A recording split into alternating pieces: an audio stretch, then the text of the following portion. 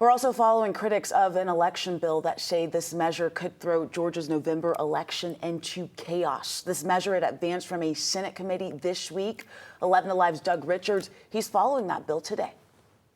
A Republican bill would eliminate the state's computerized ballot marking devices and replace them with hand-marked paper ballots. Computers would still scan and count the ballots, but the bill would require hand counts to verify the computer counts. Additional recounts and checking of the ballots is not a bad idea in itself, but the way this bill is written... Susan Greenhall is an election security specialist who thinks Georgia could be making a big mistake if it passes House Bill 960. It's not clear if the additional recounts would supplant other recounts. You could end up having to do as many as 4 different reviews of the ballots. Republican Senator Greg Dolezal is behind the bill. And then we have additional recount provisions in here. Senator Derek Mallow and other Democrats argued that more hand recounts would result in more human error. And I just have concerns about that because the machine can count better than humans. You and I both know that. And it certainly is a process that is undeniably more involved than feeding the pieces of paper through a machine. Dolezal says his bill will slake concerns raised in earlier elections about verified vote counts. He aims to enact the measure in time for this November's election, early voting for which starts in less than 7 months.